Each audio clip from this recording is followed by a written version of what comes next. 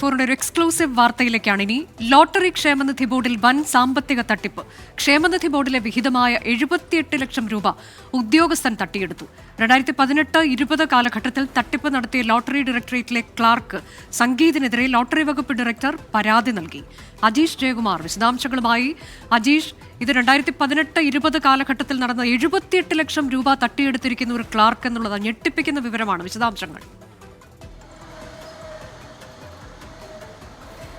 അനുജ പറഞ്ഞതുപോലെ തന്നെ വളരെ ഞെട്ടിക്കുന്ന ഒരു സാമ്പത്തിക തട്ടിപ്പിന്റെ വിവരങ്ങളാണ് പുറത്തു വന്നത്. 2018 മുതൽ 2018-19-20 കാലഘട്ടത്തിൽ ലോട്ടറി വകുപ്പിൽ, ലോട്ടറി ക്ഷേമനിധി വകുപ്പിൽ നടന്ന ഒരു ക്രമക്കേടാണിത്, സാമ്പത്തിക തിരിമറിയാണിത്. അത് പുറത്തു വരുന്നത് ഇപ്പോഴാണെന്ന് മാത്രമാണ്. കാരണം 6 മാസം മുമ്പാണ് ഈ ലോട്ടറി വകുപ്പ് ഡയറക്ടറുടെ വ്യാജ മുദ്ര ഉണ്ടാക്കിയതിന് ഇയാൾ സസ്പെൻഷനിലാകുന്നത്. അതിനുശേഷം തന്നെ ഇയാൾക്കെതിരെ അന്വേഷണം നടക്കുന്നുണ്ടായിരുന്നു. 6 മാസം സസ്പെൻഷനിലാണ്, ഈ കാലയളവിലാണ്. കൂടാതെ തന്നെ ഇയാളുടെ ബന്ധു ഇയാൾ അനധികൃതമായി സ്വത്ത് സമ്പാദിച്ചു എന്ന് പറഞ്ഞ് വിജിലൻസിൽ ഒരു പരാതി കൊടുത്തിട്ടുണ്ടായിരുന്നു.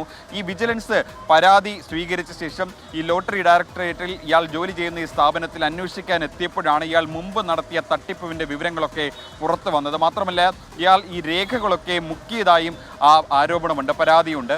ഇതിനെ തുടർന്നാണ് ലോട്ടറി വകുപ്പ് ഡയറക്ടർ ഇപ്പോൾ മ്യൂസിയം പോലീസിൽ പരാതി കൊടുത്തിട്ടുള്ളത്. ഇതിൽ പറയുന്നത് ഇയാൾ 2018-19 കാലഘട്ടത്തിൽ ജോലി ചെയ്തിരുന്നത് ലോട്ടറി വകുപ്പിൻ്റെ ക്ഷേമനിധി ബോർഡിലാണ്. ഈ ദിനംപ്രതി ഏതാണ്ട് 33 കോടി രൂപയുടെ കച്ചവടമാണ് ലോട്ടറി വിൽപ്പനയിലൂടെ ലോട്ടറി വകുപ്പിൽ നടക്കുന്നത്. അതിൻ്റെ 1% ക്ഷേമനിധിയുടെ വിഹിതമായിട്ട് പോകുന്നത്, അതായത് 33 ലക്ഷം രൂപ. അങ്ങനെ കോടിക്കണക്കിന് രൂപ ക്ഷേമനിധി ബോർഡിലേക്ക് പോകേണ്ടതാണ്.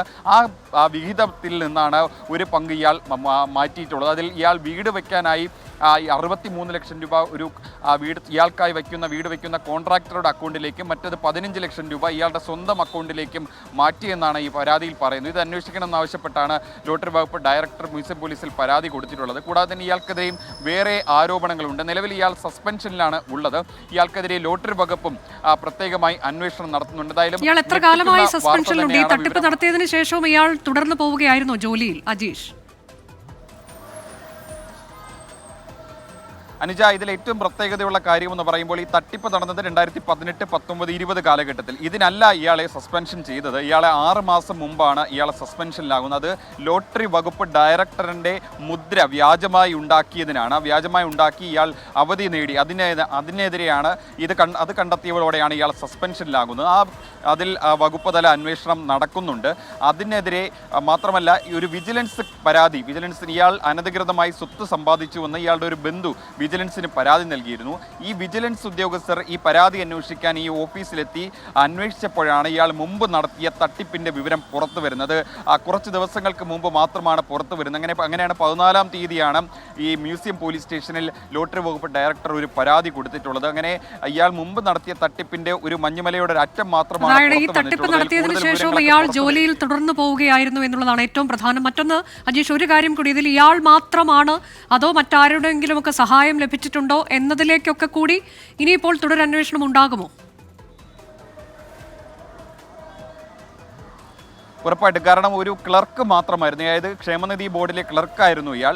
അവിടെ നിന്ന് 2019 മെയ്യിൽ അയാൾ ഡെപ്യൂട്ടേഷനിൽ പിന്നെ ലോട്ടറി ഡയറക്ടറേറ്റിലേക്ക് പോവുകയായിരുന്നു. ഒരു ക്ലർക്കിന് ഒറ്റയ്ക്ക് ഇത്രയും രൂപ തിരിമറി നടത്താനാകുമോ എന്നുള്ളതാണ് പ്രധാനപ്പെട്ട ചോദ്യം. സാധാരണ ഒരു ഫയൽ, അതായത് ഒരു പണം കൈമാറ്റം ചെയ്യുന്ന ഒരു ഫയൽ നീക്കുന്നത് ഒരു ക്ലർക്ക് JD ക്കായിരിക്കും അയക്കുന്നത്. JD ആയിരിക്കും പിന്നീട് ലോട്ടറി വകുപ്പ് ഡയറക്ടർ, അതായത് CEO, അതൊരു IAS ഉദ്യോഗസ്ഥനായിരിക്കും. ഈ IAS ഉദ്യോഗസ്ഥനാണ് അത് പിന്നീട് പാസ്സാക്കുന്നത്. അതായത് ഒരു ക്ലർക്ക് മാത്രം വിചാരിച്ചു കഴിഞ്ഞാൽ ഇത് നടക്കുമോ എന്നുള്ളതാണ് പ്രധാനപ്പെട്ട ചോദ്യം. സ്വാഭാവികമായിട്ടും ഇയാളുടെ മുകളിലുള്ള ഉദ്യോഗസ്ഥർക്കും ഇതിൽ പങ്കുണ്ടെന്ന് ഈ ലോട്ടറി ഏജൻസിൻ്റെ ഈ സംഘടനകളൊക്കെ ആരോപിക്കുന്നുണ്ട്.